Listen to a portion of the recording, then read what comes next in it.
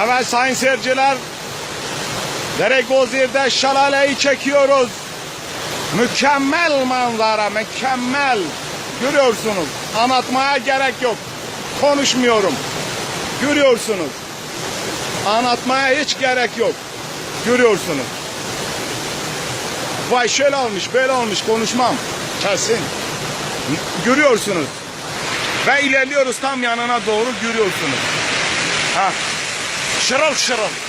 Mükemmel. Anlatmayacağım bu sefer. Görüyorsunuz çünkü. Neden anlatayım? Ha. Ve ilerliyoruz.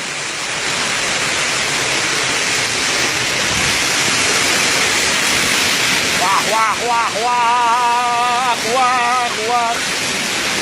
Vakı vakı vakı vakı vakı vakı vakı aman aman aman. Görüyorsunuz, anlatmaya gerek yok, anlatamıyorum çünkü görüyorsunuz. Mükemmel. Deregozir Balka arası, yukarı Balka ile Çaktar arası şelaleyi görüyorsunuz.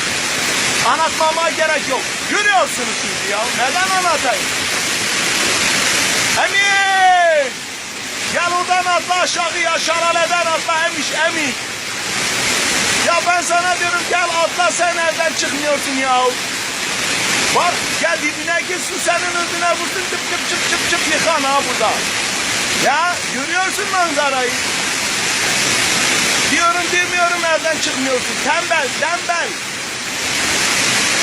Yani yanlış anlama ha. Ya sen çalışkansın, mükemmelsin, iyisin, küsmeyesin. Aman ha, küsme yok. Çünkü bak gel böyle yerleri gör da. Evet biraz daha yaklaşıyoruz ama yaş oluyoruz. Değer. Değsin. Yavaş. Vay vay vay vay. Vay dedim vay vay vay vay. Görüyorsunuz nereden attığını. Mükemmel. Sayın dinleyiciler, mükemmel akıyor. Görüyorsunuz. Şırıl şırıl. Ay düşeceğiz. Şırıl akıyor. Bu dereler coşuyor. Amanım. Şırıl akıyor.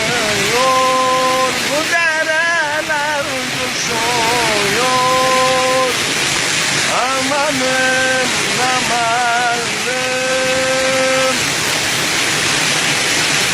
Görüyorsunuz, anlatmadık. Görüyorsunuz çünkü o yüzden fazla konuşmadık. Hadi eyvallah, görüşüyoruz. Emiş bay bay Emiş. Mükemmelsin Emiş, kızmayasın Emiş. Böyle manzaraları göremiş, sana tavsiyem. Tamam.